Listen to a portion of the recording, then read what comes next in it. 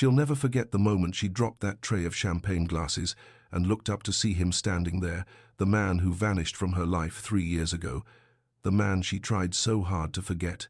Ethan Calloway walked back into Simona's world like he owned it, all expensive suit and rehearsed apologies, while she stood there in her housekeeping uniform, surrounded by shattered crystal and the wreckage of her carefully rebuilt life. He invited her to his charity gala, said he wanted a second chance, said he'd searched for her, said he loved her. But what he didn't know was that Simone had been keeping a secret so explosive it would bring his entire glittering world crashing down in front of hundreds of witnesses. Because when those ballroom doors opened and 2 little voices shouted, "Daddy," everything changed. Subscribe right now and tell us in the comments, have you ever kept a secret that changed everything? Because trust me, what happened next will leave you speechless. But the work mattered. The estate's events director had mentioned this morning that today's client was important, some real estate developer planning a massive charity gala. Everything needed to shine. She hummed under her breath, an old Aretha Franklin song her mother used to play. The tray of leftover champagne flutes from Saturday's wedding sat balanced on the ladder's top platform. She'd carry them down on her next trip. The ballroom doors opened. Simone glanced down reflexively. Marcus, the facilities manager, had entered with 2 men in suits that probably cost more than her monthly rent. She returned her attention to the chandelier, working faster. Important clients meant staying invisible, efficient. Then Marcus spoke. "The space seats 300 for dinner, but we can accommodate up to 500 for..." One of the men laughed at something his companion said. Simone knew that laugh, knew it the way she knew her own heartbeat. Her head snapped toward the sound. Ethan Calloway stood 50 feet below her, sunlight catching the gold in his brown hair. He wore a charcoal suit, hands in his pockets, head tilted as Marcus gestured toward the stage. Then he looked up. Their eyes met. The tray of champagne flutes slipped from Simone's grip. Crystal exploded across marble in a cascade of shattering glass. The sound ricocheted through the ballroom like gunfire. "Oh, God!" Marcus rushed forward. "I'm so sorry, gentlemen, Simone couldn't breathe, couldn't move. Ethan stared up at her with an expression she couldn't name. Shock, maybe, or something rawer. Grief. "Simone," his voice carried across the ballroom. Her legs unlocked. She descended the ladder rung by rung, each movement mechanical. Her uniform collar felt too tight. Marcus intercepted her at the bottom, voice low and furious. "What were you thinking? In front of clients? I'm sorry." The words came out strangled. "I'm so sorry." She dropped to her knees, hands shaking so violently she could barely grasp the glass shards. Blood welled from her palm, where a piece bit deep. Footsteps approached. Simone. Ethan's shoes entered her field of vision. Expensive leather, polished to a mirror shine. "Ethan, come on." A second man's voice, the business partner. "Let them handle it." Simone grabbed her cleaning caddy and fled. The staff bathroom lock clicked behind her with terrible finality. She pressed her back against the door, lungs heaving. 3 years. She'd built a life, scraped together rent, raised 2 children, survived on 4 hours of sleep and grocery store brand, everything. She'd made it work without him, and he walked back in like no time had passed. Her phone buzzed. "Renee, can you grab the twins by 6? Got called in for a double." Simone stared at the message, then at her reflection in the mirror, above the sink eyes bloodshot, glass dust in her hair, blood dripping from her palm onto the tile. She couldn't fall apart. Liam and Layla needed her functional, present. Cold water stung the cut as she rinsed it. She wrapped paper towels around her hand, watching red bloom through white. Her breathing slowed, steadied. She had 2 more hours left in her shift. She'd finish them, go home, pretend this morning never happened. But when she pushed back into the corridor, her hands still trembled. He's here. Ethan is here. The rest of Monday dissolved into a haze of baseboard scrubbing and carpet vacuuming in the estate's administrative wing, far from the ballroom, far from wherever Ethan might still be. At noon, Simone retreated to her car instead of the break room. The sandwich Renee had packed sat untouched on the passenger seat. She stared at her phone screen, Liam and Layla from yesterday, faces dirt-streaked and delighted, bucket hats askew. Her thumb moved without permission to the locked folder, the one she'd password-protected and buried 3 albums deep. Ethan grinned up at her from 4 years ago, his arm around her shoulders, bonfire light turning his eyes amber. She'd taken the photo at Narragansett Beach, laughing at something ridiculous he'd said. She couldn't remember what anymore. Delete it, she'd told herself. Every month for 3 years. Delete it and move on. She never could. 4 years ago, the cafe had smelled like burnt espresso and cinnamon rolls. Simone had been wiping down tables between her afternoon classes, Introduction to Early Childhood Development and Developmental Psychology, when the lunch rush hit. He'd appeared at the counter daily for 2 weeks. Black coffee, exact change, soft, thank you. She'd noticed the way he never checked his phone while he waited, never treated her like furniture. That rainy October afternoon, every table was taken. He gestured to the empty chair across from him. Want to sit? You've been on your feet all day. 3 hours later, the rain had stopped, and her manager was glaring. Ethan had asked about her classes. Really? Asked, leaned forward, remembered details, asked follow-ups. He'd told her about the architecture of old New England mills. Eyes bright. He never mentioned money, never name-dropped. She'd felt seen, fully, completely seen. They'd been inseparable within a week. 10 months later, the lighthouse keeper's cottage at Beavertail glowed pink in the sunset. Ethan had spread a blanket on the rocks, brought wine and strawberries like some rom-com hero. I'm falling in love with you, he'd said it plainly. No games. She'd kissed him instead of answering, tasting salt air and certainty. Later, lying with her head on his chest, he'd murmured about the future. Vague, dreamy things, maybe a house with a porch, Sunday farmers markets. Then, my mother expects me to marry someone. Appropriate. His voice had gone tight. Simone had pulled back. He'd caught her face between his palms. I don't care what they expect. I want you. She'd believed him. 3 years ago, his apartment had been chaos. Ethan throwing clothes into a duffel, phone pressed to his ear, face drained of color. Massive stroke, they don't know if he'll... I have to go.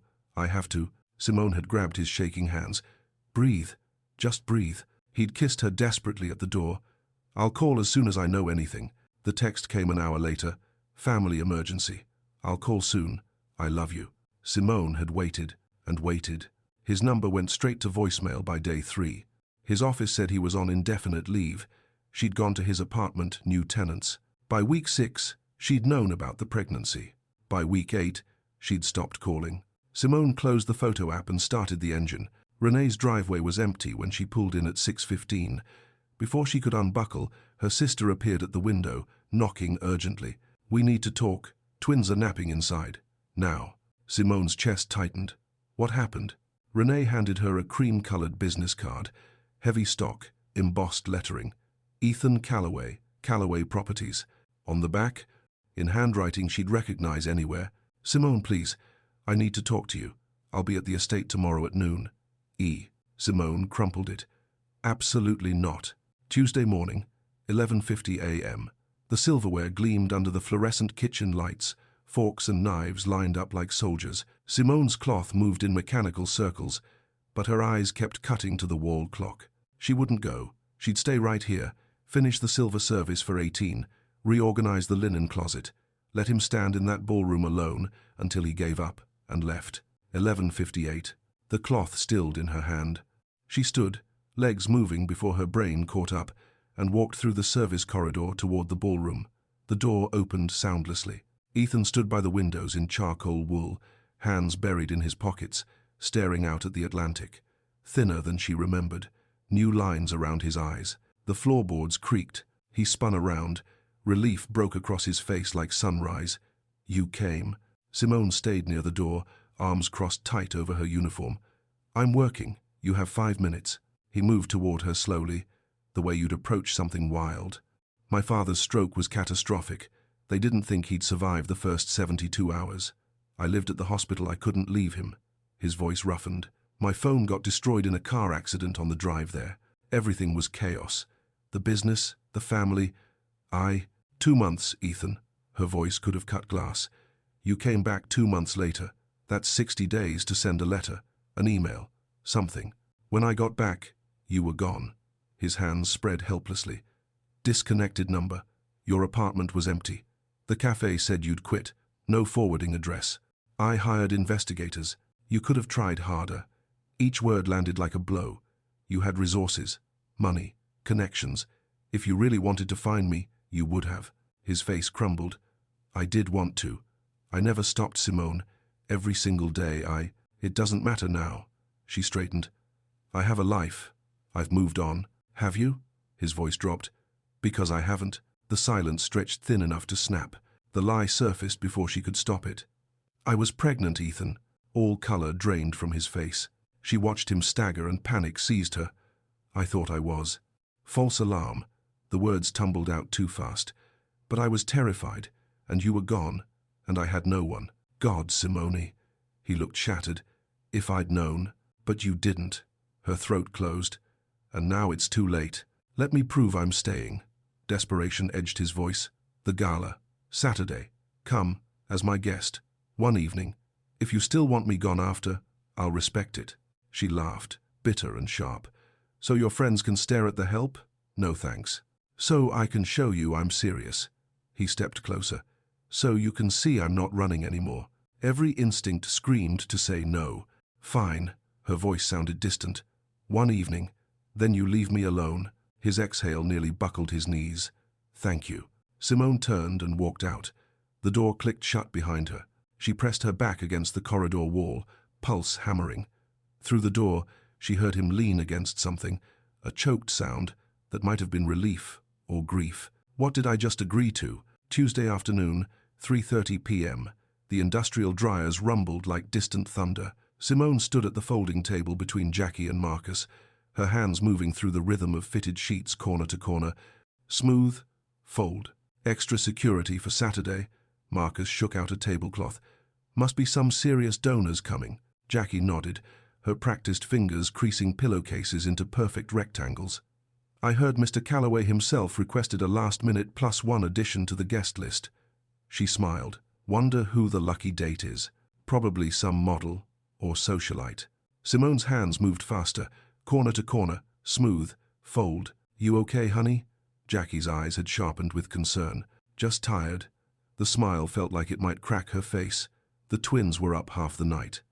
An hour later, Simone stood in the supply closet, counting napkins for Saturday's service. Voices drifted from the hallway, two of the event coordinators, Melissa and Christine. Did you hear Calloway invited one of the housekeepers to the gala? Melissa's voice carried that particular pitch of delighted scandal. Like, as an actual guest. You're kidding. Christine's heels stopped just outside the closet door. Which one? The black girl Simone, I think. Apparently they used to date or something. He probably feels guilty. You know, charity case. Laughter, bright and cutting. God, how humiliating for her. Can you imagine showing up where you work as someone's pity date? Their voices faded down the corridor. Simone stood perfectly still, a stack of linen napkins pressed against her chest. Heat crawled up her throat, burned behind her eyes. Charity, pity, humiliation. She finished her count mechanically, logged the inventory, clocked out at 5:47 p.m. Renee took one look at Simone's face when she arrived and steered her straight to the kitchen. Spill. The twins were building block towers in the living room, Layla narrating an elaborate story about princess castles. Simone watched them through the doorway, then told Renee everything. The gala invitation, the lie about the false pregnancy, the voices in the hallway. Screw those women. Renee's jaw set hard. You're going to that gala with your head high. Maybe they're right. Maybe it is charity. And you need to tell him about Liam and Layla. Simone's whole body went rigid. Absolutely not. He has a right to know. He lost that right when he disappeared. Her voice cracked. I tried to find him, Renee. I went to his office. They looked at me like I was crazy, like I was some obsessed. Simone. No, the word came out raw. I won't let him waltz back in and decide he wants to play daddy when it's convenient. Layla appeared in the doorway, her small face crumpling. She crossed the kitchen and climbed into Simone's lap, tiny hands patting her mother's cheeks. The fight drained out of the room. Renee's voice gentled. I just don't want you carrying this alone anymore. Late Tuesday night. The apartment was quiet except for the hum of the refrigerator. Simone sat on the edge of her bed, the photo in her hands. Ethan, laughing, his arm around her shoulders, her head tilted into the curve of his neck. The beach bonfire 4 years ago, before everything shattered. She'd shown this photo to the twins maybe 5 times. This is your daddy. He had to go away, but he loved you very much. Layla had kissed it once, left a smudgy lip print in the corner. Did you really try to find me? Her whisper filled the empty room. Or is this all just guilt? The photo offered nothing. She slid it back into the nightstand drawer, lay down, stared at the ceiling. Sleep didn't come. Wednesday morning, 6:45 a.m. Simone woke to Liam's face, hovering 2 inches from her own, his breath warm against her cheek. "Mama, I'm hungry," she groaned, her body heavy with exhaustion. 3 hours of sleep, maybe. The overheard conversation had replayed all-night charity thing, how humiliating, until her alarm became a mercy. She hauled herself upright and shuffled to the kitchen. Oatmeal, bananas sliced thin the way Layla liked them. Liam wanted his not mushy, so she left his firmer. Small victories. She moved through the morning routine on autopilot. Pull-ups changed, faces washed. Layla's hair twisted into 2 puffs while the girl squirmed and complained. Renee arrived at 8 sharp, still in her scrubs from the night shift. She took one look at Simone and frowned. "You look terrible." "Good morning to you too. I'm serious." Renee crouched to help Liam with his shoes. "When's the last time you slept?" Simone didn't answer. She kissed the twins goodbye, watched Renee buckle them into their car seats, and waved as they pulled away. Then she stood in the empty apartment, staring at the mess of breakfast dishes. She had the day off. Errands to run, bills to organize, and nothing to wear to a gala. An hour later, she sat in Renee's passenger seat, arms crossed. "I can't afford this. We're going to a consignment shop, not Bergdorf's." Renee turned into a strip mall. "And you're not backing out because of money." Non-negotiable. The shop smelled like lavender and mothballs. Racks of gowns lined the walls, sequined, beaded, some with tags still attached. Simone flipped through them mechanically. Too small, too expensive, too much. "Try this." Renee thrust a silver dress at her. "I'll look like a disco ball. You'll look gorgeous." She didn't. The silver washed her out. The next 3 dresses gaped at the waist or squeezed her chest.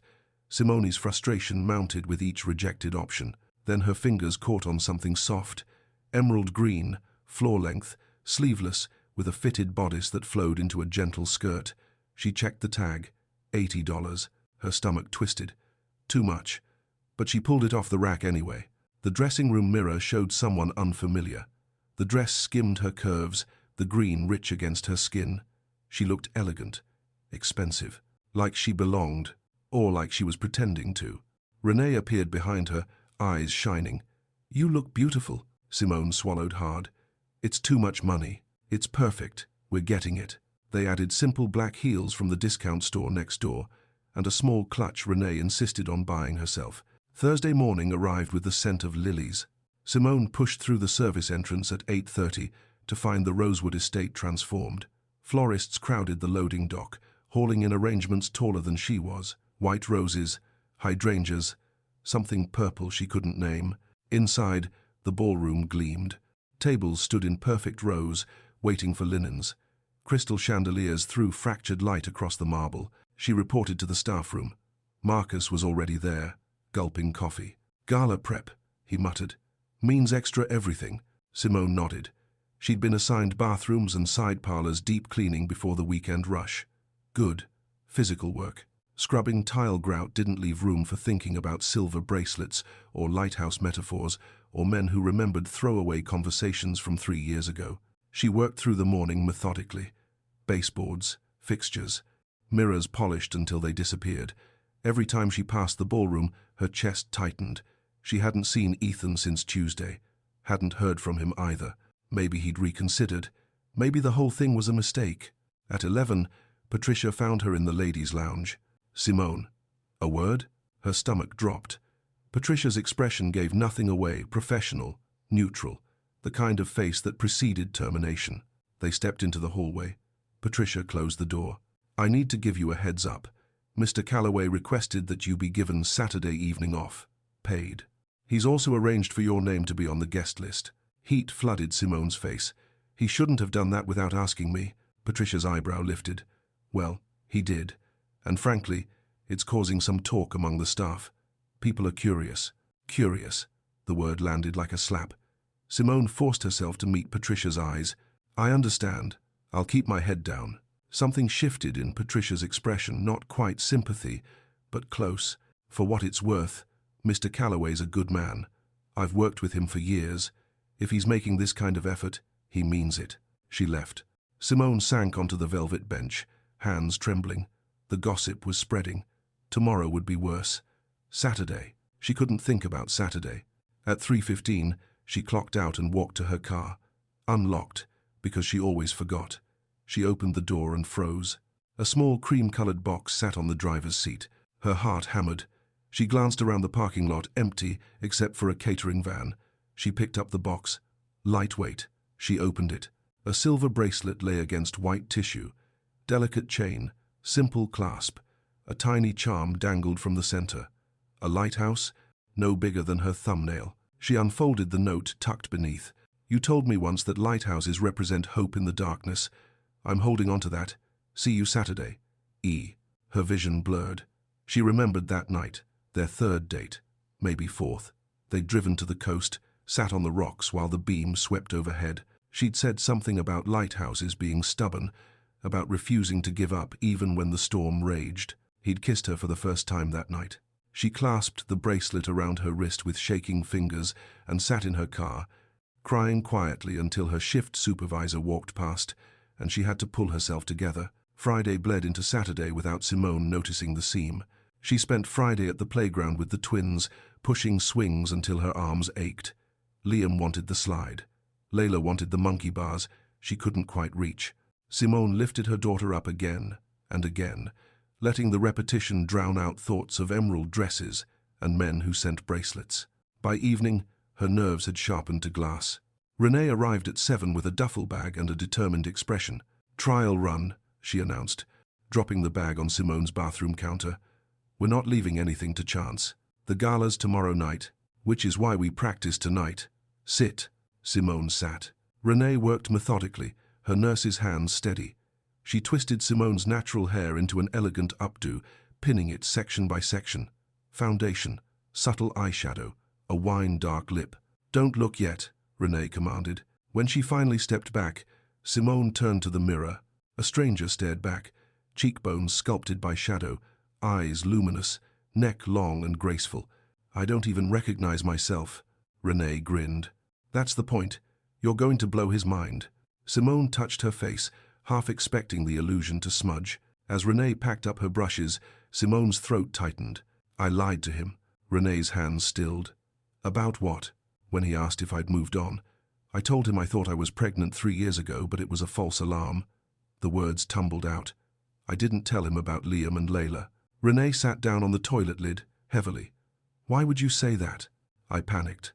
I wasn't ready." Simone's voice cracked. "And now I don't know how to take it back." "Simone, I know. I know it's bad.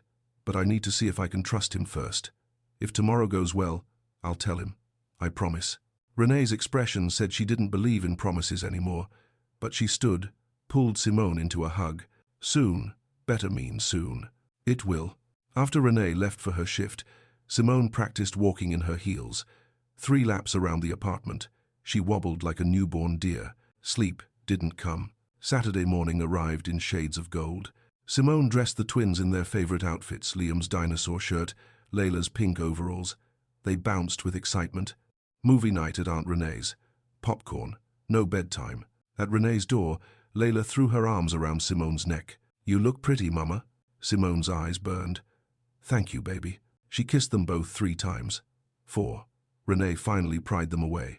"Go. We'll be fine." Simone drove home with her hands locked on the wheel. 4 o'clock. She showered until the water ran cold, applied makeup with shaking hands, foundation, eyeshadow, the wine lip. The emerald dress slid over her skin like water. She clasped Ethan's bracelet around her wrist, the lighthouse charm cool against her pulse. The mirror showed someone she didn't know, beautiful, confident, terrified. Her phone buzzed. "A car will pick you up at 6:30. You're going to be stunning." E. An unknown number. He'd gotten it from staff records. The realization felt invasive and tender at once. She typed back, "See you soon." At 6:30, a black car glided to the curb. The driver, older, silver-haired, kind-faced, opened her door. "Miss Hartley, Mr. Calloway asked me to ensure you arrive comfortably." She slid into leather seats that smelled of money. The car pulled away. Her apartment building shrank in the rearview mirror, and she whispered to her reflection in the tinted window, "Please, let this be real." The car glided to a stop. Simone stared through tinted glass at the Rosewood estate, transformed beyond recognition. Thousands of white lights draped every column and archway. A red carpet unfurled from the circular drive to the entrance, flanked by topiary shaped like swans. Guests moved in clusters of silk and diamonds, their laughter carrying over the sound of string music. The driver appeared at her door. Miss Hartley. She stepped out. The night air hit her face, cool and sharp. Heads turned. Whispers rippled outward like stones dropped in still water. She caught fragments. That's her, the housekeeper. What is she thinking? Near the valet stand, Marcus from housekeeping gave her a discreet thumbs up. Jackie stood beside him, beaming. But two event coordinators she recognized, the ones who'd laughed about her in the hallway, stared with unconcealed shock. Simone lifted her chin, smoothed her dress, walked forward, and then she saw him. Ethan stood at the top of the entrance steps, in a black tuxedo that fit him like a second skin. His hair was swept back, his jaw clean-shaven. But it was his expression that undid her raw relief, flooding his features, followed by something deeper. Ah, maybe. Or hunger. He descended the steps 2 at a time.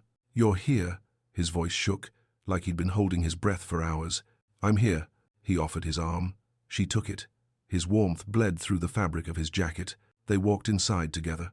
The ballroom stole her breath. Towering arrangements of white roses and orchids anchored every table. Crystal chandeliers, ones she'd polished herself, cast fractured light across marble floors. A full orchestra played near the far wall, violins soaring over the hum of conversation. Champagne flowed from a fountain sculpted like a mermaid. She'd cleaned this room yesterday, scrubbed the floors on her knees. Now she walked through it on Ethan's arm, emerald silk whispering against her legs. Ethan introduced her to a cluster of business associates, men in tuxedos, women in jewel-toned gowns. His hand never left the small of her back, warm and proprietary. "Simone Hartley," he said each time, pride threading his voice. "My guest." Most were polite, curious, but polite. A developer from Boston shook her hand. An architect from Manhattan complimented her dress. Then Simone saw her. Diana Calloway held court near the bar in a gown of liquid silver, diamonds glittering at her throat. She turned as they approached, her gaze landing on Ethan first, maternal affection softening her features, then sliding to Simone. Her expression cooled.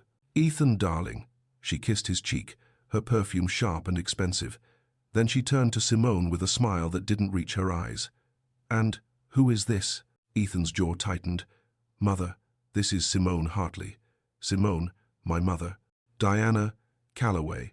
Diana's gaze traveled from Simone's updo to her borrowed heels, cataloguing every detail. "Hartley, that name sounds familiar." Her tone was silk over steel. "Do you work here, dear?" Simone felt the trap spring shut, but she wouldn't flinch. "I do, yes.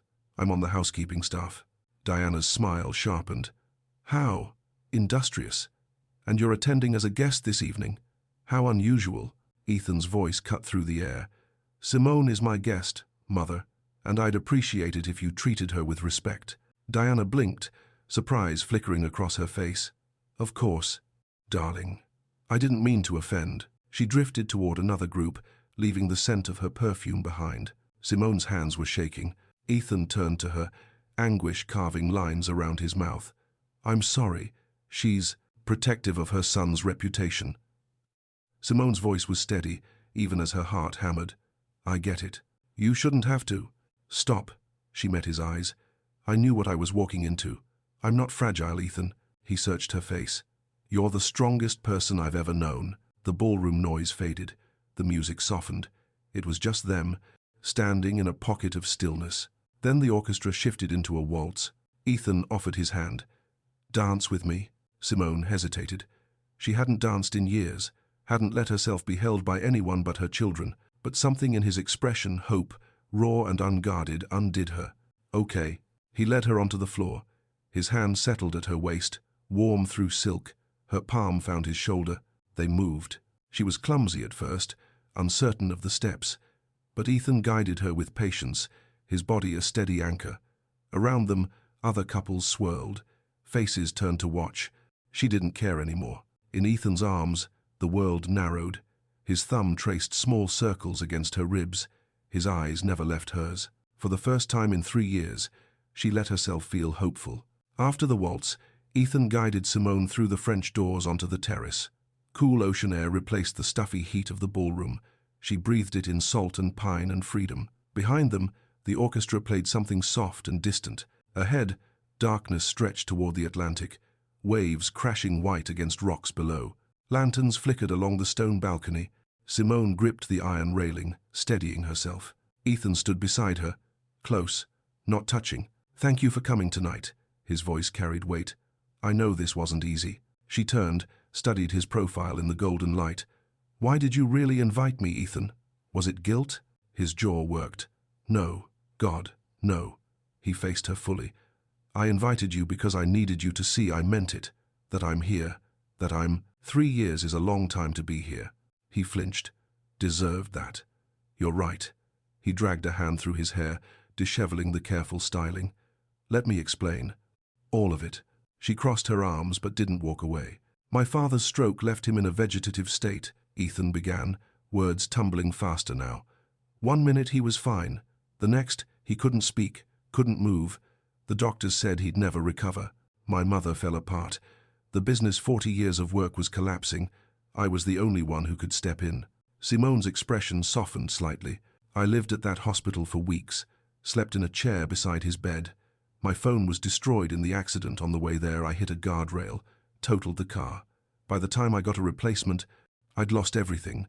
All my contacts, photos, everything." Her breath hitched. "When I finally came back 2 months later, you were gone. Disconnected number, empty apartment. The cafe said you'd quit, no forwarding information. I hired investigators, Simone. I checked hospitals, shelters. I called everyone we knew." His voice cracked. "I thought maybe you didn't want to be found, that I'd hurt you so badly you'd decided to erase me." "I didn't erase you." Her voice wavered. "I couldn't afford that apartment alone. Everything there reminded me of you. I was drowning. I moved in with Renee. Changed my number because debt collectors wouldn't stop calling." She paused, eyes shining. "I didn't know you were looking." Ethan turned fully toward her, eyes glistening in the lantern light. "Simone, I need you to know, I never stopped loving you, not for a single day." Her breath caught. The confession she'd been carrying pressed against her ribs. Tell him, but fear wrapped around her throat. "I never stopped loving you either," she whispered instead. "But love wasn't enough before. How do I know it'll be enough now? Because I'm not leaving. Fierce, final, not again. Even if it takes years to earn your trust back, I'll wait." Silence stretched between them, heavy with 3 years of grief and longing. Simone opened her mouth. A loud laugh shattered the moment. Marshall appeared in the doorway, apologetic. "There you are. People are asking for you. Time for the speech." Ethan's shoulders sagged. He nodded, then turned back to Simone. "Will you stay, please?" She nodded. "I'll stay." He squeezed her hand, brief, electric, and disappeared inside. Simone remained frozen at the railing, alone now except for distant music and crashing waves. "I have to tell him," she whispered to the darkness. "Soon." But the fear didn't loosen its grip. Simone slipped back into the ballroom just as Ethan stepped onto the small stage at the far end, accepting a microphone from one of the event coordinators. The crowd shifted, champagne flutes lowering, conversations tapering to murmurs. She positioned herself near the back, half hidden behind a marble column. Ethan thanked the guests for attending, his voice smooth and assured. He mentioned the charity renovations for the children's wing at County General, and rattled off recent Callaway Properties developments with the ease of someone who'd given 100 identical speeches. The crowd nodded along, politely attentive. Then something changed. His shoulders dropped slightly, his grip on the microphone relaxed. He scanned the room until his gaze landed on her, and his expression cracked open. "Before we continue," he said, "I need to say something personal." The murmurs sharpened. Curiosity rippled through the ballroom. 3 years ago, I met someone who changed everything. His voice carried across the silence. She saw me, not my last name, not the business, just me, and I fell completely in love with her. Simone's pulse hammered in her ears. Circumstances tore us apart. I made mistakes I'll regret for the rest of my life. I let her slip away. He paused, eyes locked on hers. But she's here tonight, and I need everyone in this room to know Simone Hartley is the most extraordinary person I've ever met.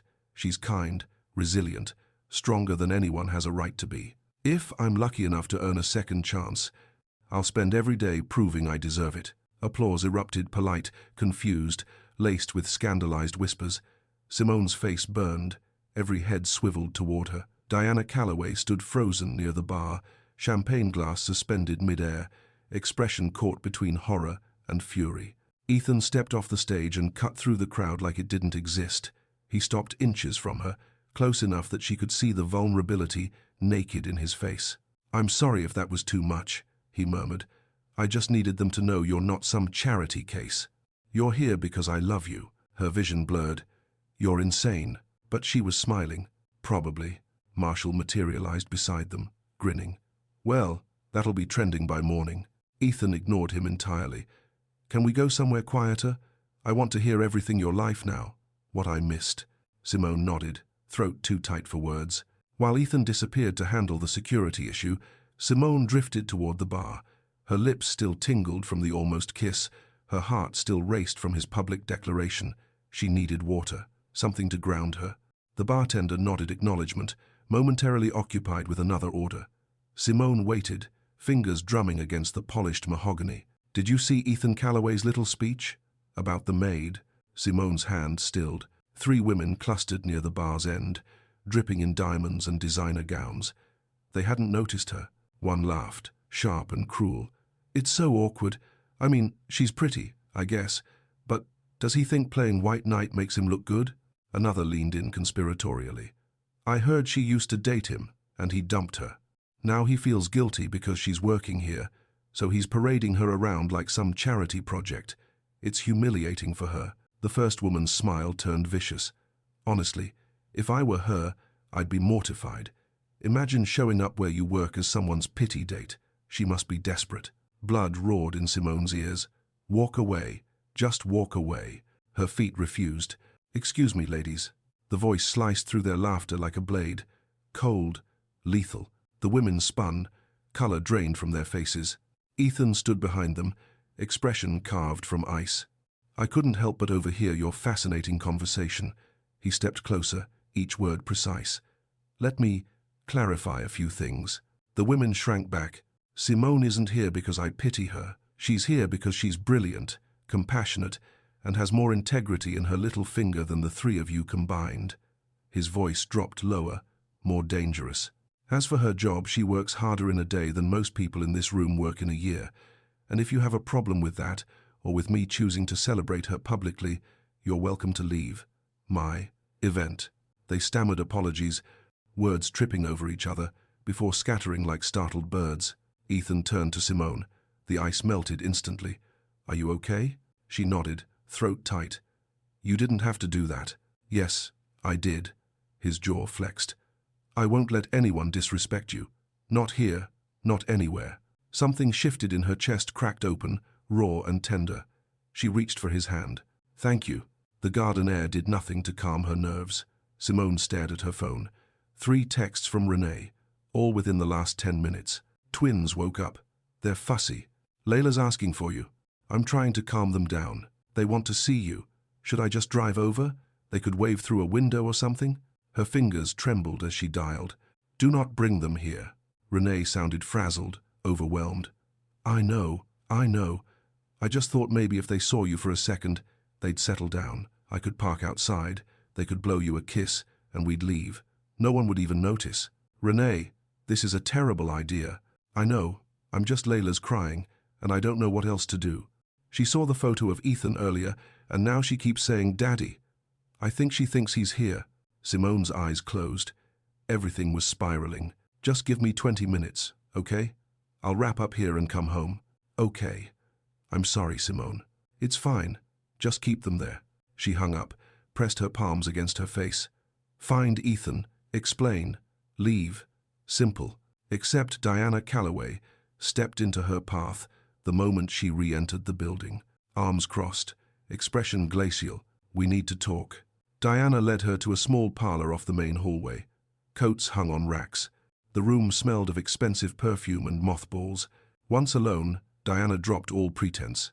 "I don't know what your game is, but I won't let you hurt my son." Simone's spine straightened. "I'm not playing a game. I love him. Do you?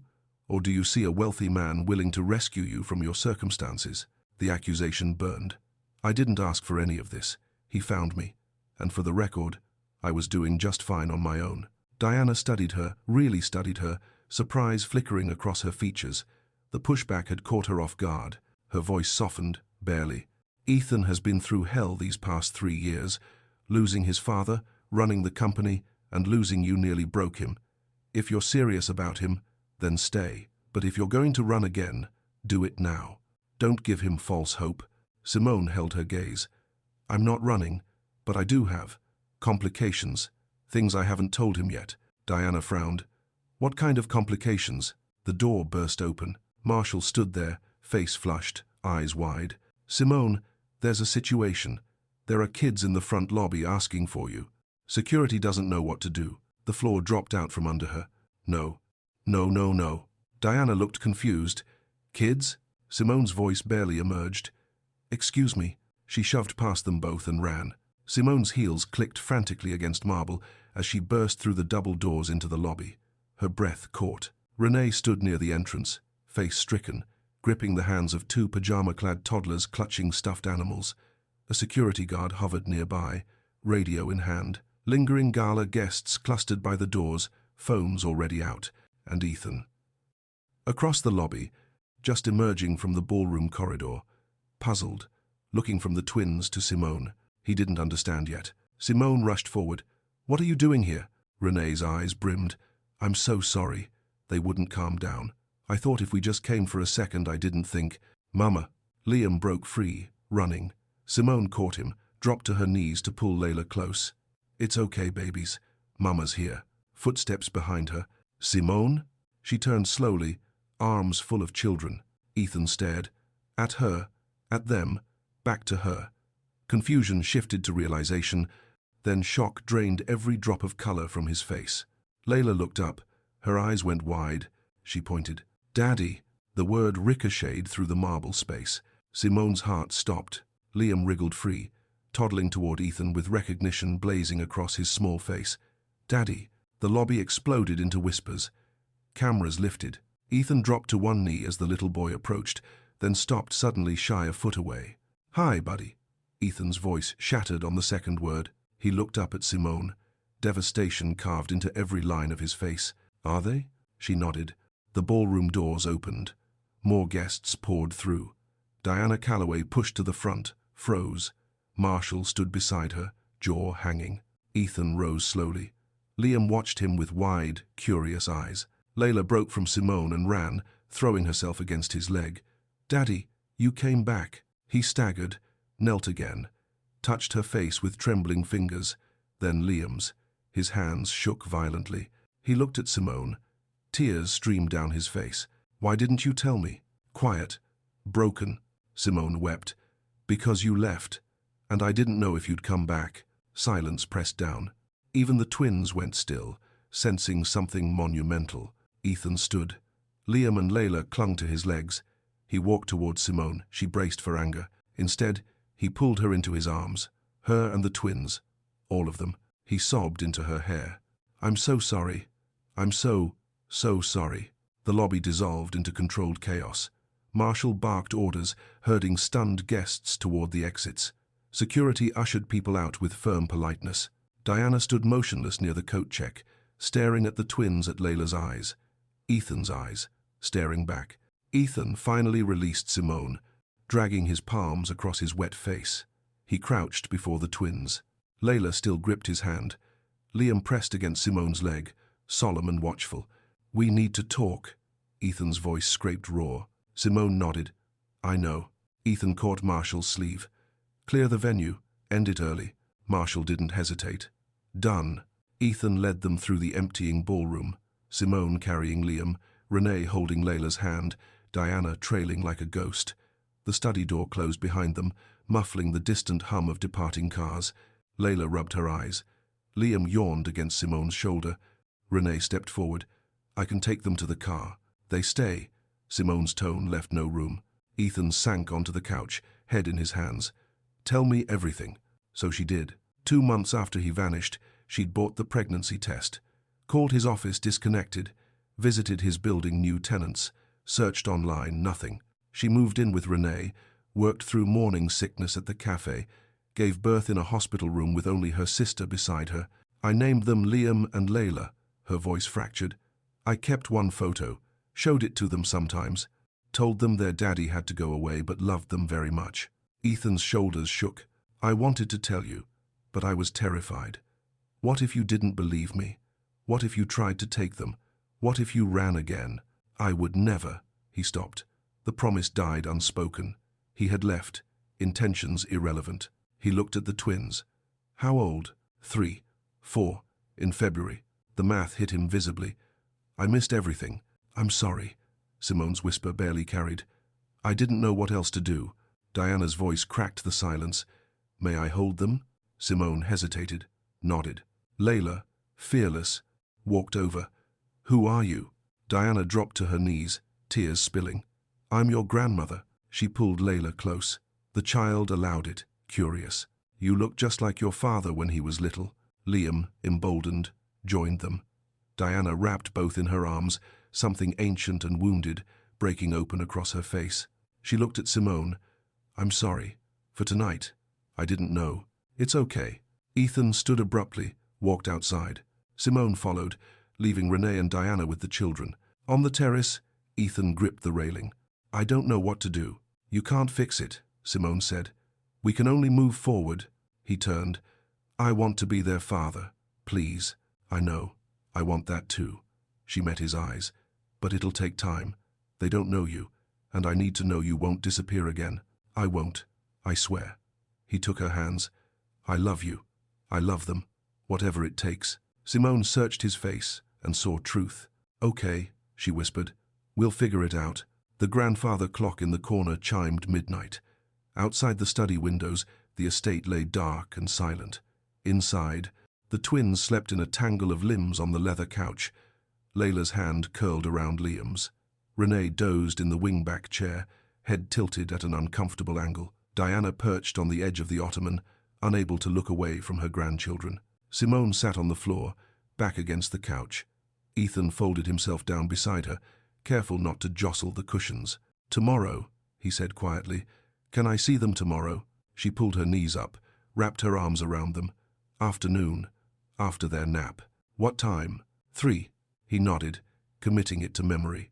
And money, rent, daycare, whatever they need. Ethan, please. His jaw worked. 3 years, Simone. 3 years I should have been helping. Let me do this. Pride warred with exhaustion across her face. Rent and daycare.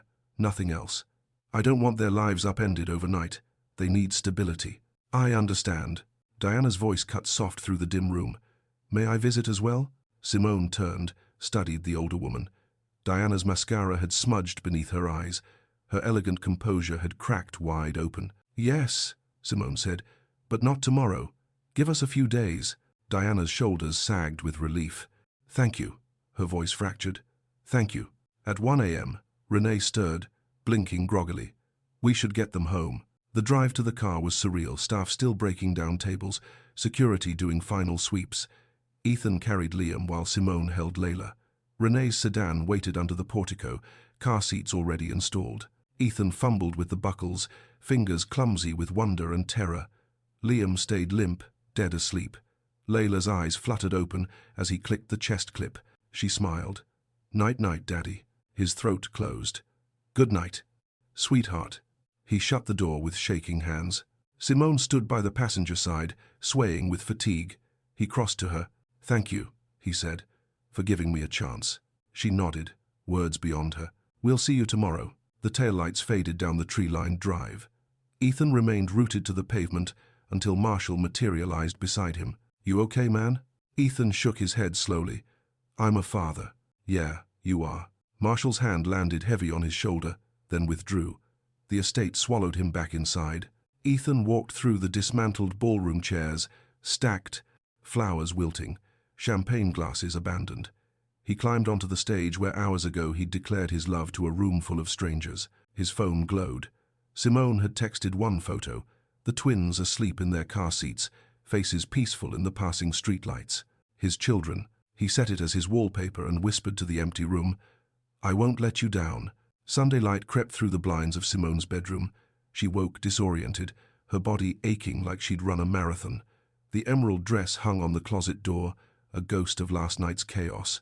The twins' voices filtered through the wall, bright, cheerful, oblivious. She dragged herself up and found them in their shared room, building something elaborate with blocks. Layla spotted her first. "Mama, we saw Daddy last night." The words hit like a physical blow. Real. "It all happened." "I know, baby. Is he coming today?" Layla's eyes were wide, hopeful. Simone's throat tightened. "Yes, this afternoon." Liam looked up from his blocks, serious. "Is he staying?" "We'll see, honey." She spent the morning in motion, tidying corners that didn't need tidying, wiping counters already clean. The apartment felt too small suddenly, too worn, peeling paint near the window. That stain on the carpet she could never quite get out. Would Ethan see poverty or love when he walked in? Her phone buzzed. "Renee, how are you holding up?" "Fine," she lied. Another buzz. "Ethan, what time should I come? What do the twins like? Should I bring anything?" His earnestness cracked something in her chest. She typed, 2 p.m. They like dinosaurs and books. Just bring yourself. At 1:30, someone knocked. Simone froze mid-step. Too early. She wasn't ready. She opened the door. Ethan stood there with 2 enormous shopping bags, looking like a kid who'd raided a toy store. "I know you said just bring myself." "Ethan." But I couldn't help it. Dinosaurs, picture books, art supplies, stuffed animals in improbable colors. Simone wanted to be angry. This was exactly what she'd feared. Money, solving things, changing things. But Ethan looked so nervous, so desperate to get it right, that her defenses crumbled. "You didn't have to do this." "I wanted to." He met her eyes. "I've missed 3 birthdays, 3 Christmases. Let me do this. Please." She stepped aside. The twins erupted when they saw him. Layla launched herself at his legs. Liam hung back, watching. Ethan knelt on her worn carpet, surrounded by children and toys, looking more overwhelmed than he had commanding a ballroom of hundreds. "I brought some things," he said carefully. "If that's okay with your mum." Layla was already digging through the bags. Simone made coffee she didn't want, hands shaking, watching through the kitchen doorway. Ethan sat cross-legged, helping build a block tower. Layla narrated everything, showing him her stuffed rabbit, explaining the rules of a game only she understood. Liam stayed quiet, studying this stranger who looked like the photograph. Then, voice small, "Are you going to leave again?" The room went still. Ethan's face drained. He shifted to face Liam fully, eye level. "No, buddy, I'm not leaving. I promise." Liam searched his face, the same serious, assessing look Simone wore when making decisions. Finally, he nodded. "Okay." He returned to his blocks. Simone pressed her palm against the counter, fighting tears. Monday morning arrived too soon. Simone dragged herself through the Rosewood Estate service entrance at 7 sharp, her body protesting every step. The venue looked like a disaster zone, abandoned champagne flutes, wilted centerpieces, confetti ground into carpet. Jackie intercepted her before she'd even clocked in. "Girl!"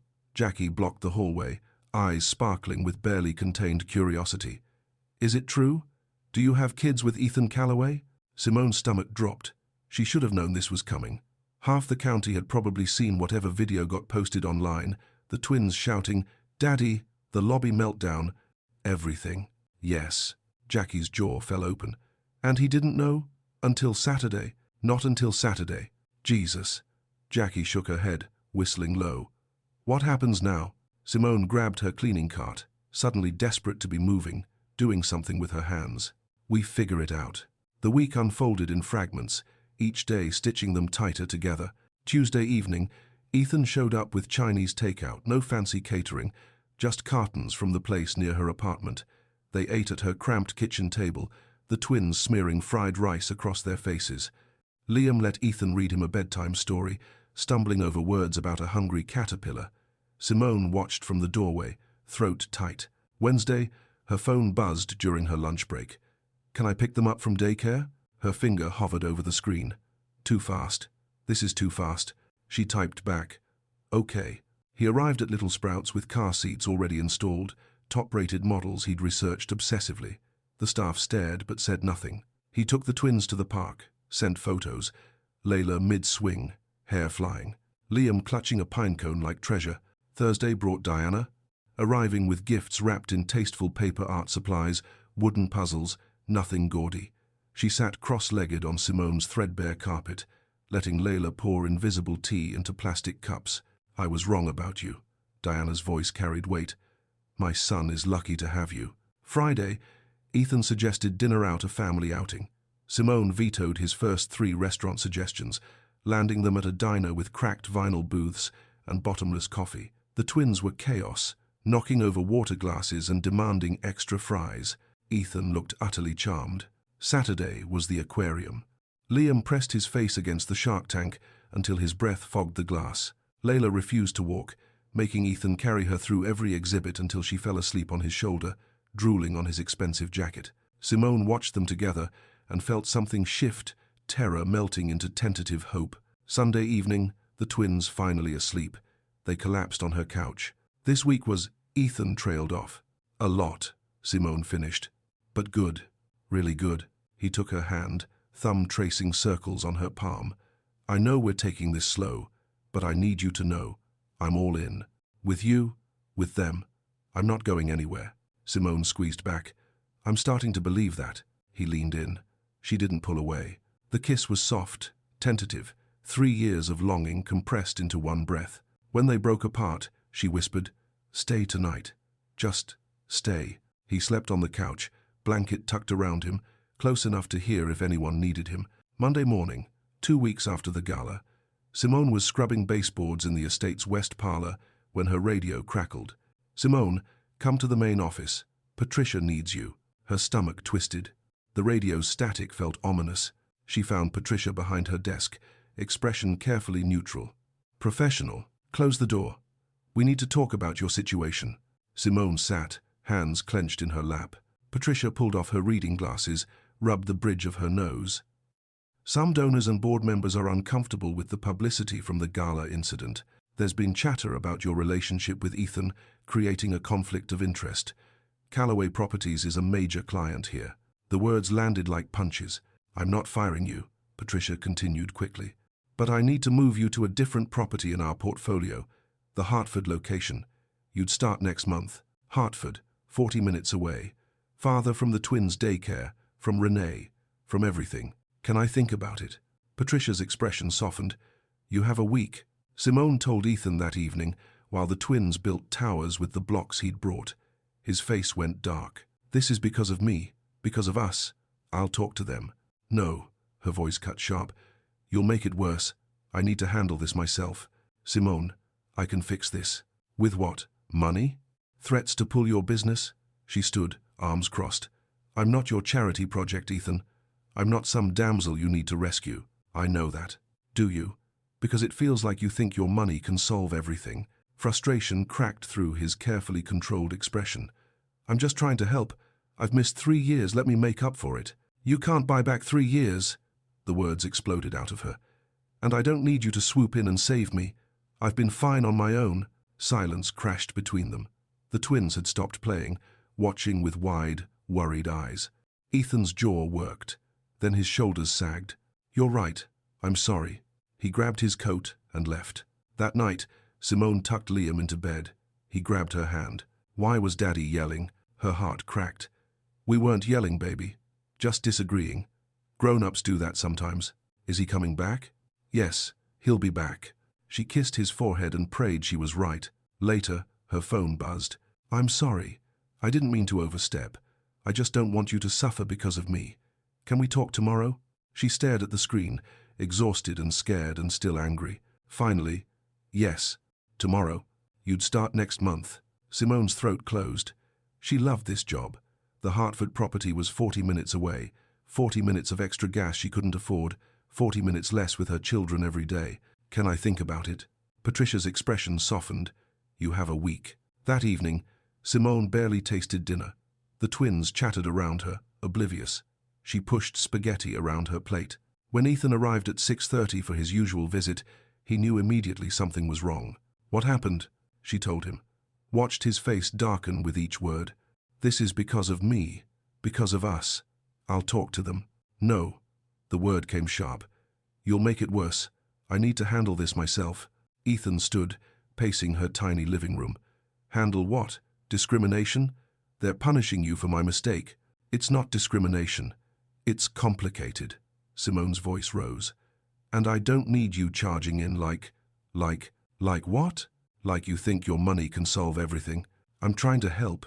I don't need your help. She was on her feet now, trembling. I'm not your charity project, Ethan. I'm not some damsel you need to rescue. I know that. His hands cut the air, frustrated. But I've missed 3 years, let me make up for it. You can't buy back 3 years. The words tore out of her. And I don't need you to swoop in and save me. I've been fine on my own. The silence crashed between them. Ethan's face drained of color. You're right. I'm sorry. He grabbed his jacket, headed for the door. Simone wanted to call him back. Her throat wouldn't work. The door clicked shut. In their room, Liam called out, Mama? Why was Daddy yelling? Simone pressed her palms against her eyes, breathed. We weren't yelling, baby. We were just disagreeing. Grown-ups do that sometimes. She tucked them in, kissed their foreheads. Liam's question lingered. Is he coming back? Yes, he'll be back. She prayed she was right. Later, alone on the couch, her phone lit up. I'm sorry. I didn't mean to overstep. I just don't want you to suffer because of me. Can we talk tomorrow? Her fingers hovered over the keyboard. Yes, tomorrow. She stared at the screen until it went dark. 3 weeks had passed since Patricia's ultimatum. Simone pulled into the parking lot of the Hartford property, a smaller estate, less prestige, better pay. The commute was manageable. She'd found a podcast about early childhood development that made the drive bearable. Inside, she texted Ethan, Made it. How were they this morning? His reply came instantly. Layla insisted on wearing her tutu over her pants. Liam ate half a waffle. We survived. She smiled. They'd survived a lot more than breakfast. That afternoon, Ethan stood outside Little Sprout's daycare, waiting. The door opened, and Layla launched herself at his legs. Daddy, I made you a picture. He scooped her up. Let me see. She thrust forward a paper covered in purple scribbles. It's us, at the park. It's beautiful. He kissed her forehead. Where's your brother? Liam emerged, clutching his lunchbox, walking with careful steps. He reached for Ethan's free hand without a word. A mom Ethan didn't recognize approached, smiling. Your family is so sweet. The twins talk about you constantly. Ethan blinked. Your family. The words landed somewhere deep. Thank you, he managed. In the car, Layla chatted about circle time. Liam watched the passing trees. Ethan caught his eye in the rearview mirror. You okay, buddy? Liam nodded. When's Mama coming home? Soon. We'll have dinner together. That seemed to satisfy him. Friday evening, Ethan opened the door to his new house, a 4-bedroom colonial, nothing ostentatious, swing set in the backyard. Good school district. Simone stood in the doorway of the twins' room, arms crossed. 2 beds, dinosaur sheets, bookshelves already full. This is a lot, she said quietly. Ethan joined her. I want them to have a space here too. With both of us. She turned. Both of us? Eventually. If you want. He rubbed the back of his neck. I know I'm moving fast. Tell me if I'm... She kissed him. Brief. Grounding. 1 night a week. We'll try. Relief flooded his face. 1 night a week. That first sleepover, Simone paced her apartment. Her phone buzzed. A photo. Both twins asleep in Ethan's king bed, limbs sprawled, faces peaceful. They refused their room. Hope that's okay. She typed through tears. More than okay. 2 nights later, after bedtime stories and tucking in, Simone found Ethan on her couch. She sat beside him, close. Hi, she said. Hi. His hand found hers. She leaned in. The kiss was familiar and new, 3 years of absence collapsing into this moment. When she pulled back, her heart hammered. I'm ready, she whispered. For us, for real. His thumb traced her jaw. Are you sure? She nodded. I'm sure. He stood, pulling her with him. They moved to her bedroom, the old full-size bed with its worn comforter, the nightstand cluttered with hair ties and baby monitors. It was tender, emotional, healing. Afterward, she curled against his chest. Stay, always, he promised. Morning light woke him. Simone was still asleep, her breath warm against his shoulder. Giggles erupted from the next room. Ethan dressed quickly, slipped out. The twins were building a block tower in pajamas. Daddy, Layla tackled his ankles. Liam grinned. You stayed. I stayed. Simone appeared in the doorway, rumpled and smiling. Good morning. Best morning of my life, Ethan said. She joined them on the floor. Layla climbed into her lap. Liam leaned against Ethan's shoulder. 4 people, tangled together, laughing. This, Ethan thought, was everything. 1 month after the gala, Ethan sat across from Marshall at their favorite dive bar. He turned the small velvet box over in his hands. You're insane, Marshall said. It's been 4 weeks. 5, technically. That doesn't help your case. Marshall took a long pull of his beer. But you're doing it anyway. I am.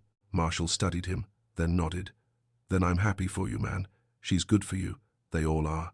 Diana wept when Ethan showed her the ring. Simple platinum band, single diamond. Nothing showy. It's perfect, she whispered. Your father would be so proud. Ethan's chest tightened. His father lay in a care facility upstate, eyes open but unseeing. He'd never meet his grandchildren as the man he'd been. Diana gripped his hand. You have my blessing. All of it. Renee cornered him at Simone's apartment the next day, while Simone was at work. Let me be very clear. She stood between him and the door, arms crossed. If you hurt her again, I won't. Let me finish. If you hurt her, if you disappear, if you make my sister doubt herself for 1 second, I will personally destroy you. I know people, hospital people. We know how to make things look like accidents. Ethan fought a smile. Understood. Her expression cracked. She pulled him into a fierce hug. Welcome to the family, you ridiculous man. Saturday afternoon, Ethan took the twins to the park. Just them. Layla climbed the jungle gym while Liam inspected rocks. Ethan sat on a bench, nerves jangling. Hey, guys, come here a second. They scrambled over. Layla plopped into his lap. Liam leaned against his knee. I need to ask you something important. How would you feel if I asked Mummy to marry me, so we could all be together? All the time? Layla bounced. Yes, yes, yes, yes. Marry Mummy. Liam's face was serious. Would you be our daddy forever? Ethan's throat closed. He knelt, eye level with his son. Forever and ever. I promise. Liam considered this with 3-year-old gravity. Then he threw his arms around Ethan's neck. Okay. The ring lived in Ethan's pocket for 2 days while he planned. Nothing elaborate. No restaurant, no crowd. Just them. Friday night, he cooked at his house spaghetti, the only thing he could make without burning. The twins arrived with Simone, who laughed at his sauce-splattered shirt. You're a disaster. A lovable disaster. Dinner was chaos. Layla wore more marinara than she ate.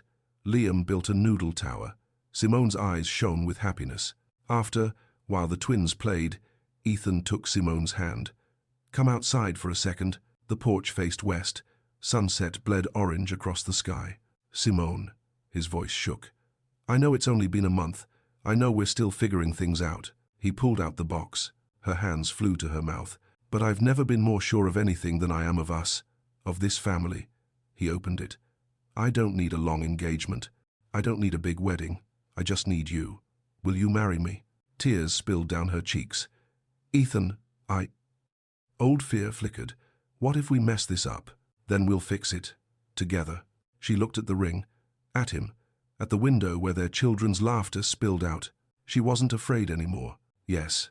3 months after the gala, Simone stood at the base of the lighthouse where Ethan had once told her he loved her. The ocean crashed against the rocks below. Renee fussed with her veil, simple tool, nothing elaborate. You look beautiful, Renee whispered. Simone smoothed the skirt of her white dress. Not a gown, just a dress, clean lines, cap sleeves, fitted waist. She'd found it at a boutique downtown for $200 and felt like herself in it. I can't believe I'm doing this. Believe it. Renee squeezed her hand. You deserve this. Ethan waited at the top of the lighthouse stairs, Marshall beside him. When Simone appeared, climbing toward him with the twins trailing behind. Layla scattering rose petals with intense concentration. Liam, clutching the ring pillow. Ethan's eyes filled. She reached him, took his hands. The officiant, a friend of Marshall's, kind-faced and warm, began. When it came time for vows, Ethan's voice cracked. Simone, I promise to be the man you and Liam and Layla deserve. To show up every single day. To carry the weight with you. Not for you. To love you through every hard thing. Every beautiful thing. Every ordinary thing. Simone blinked back tears.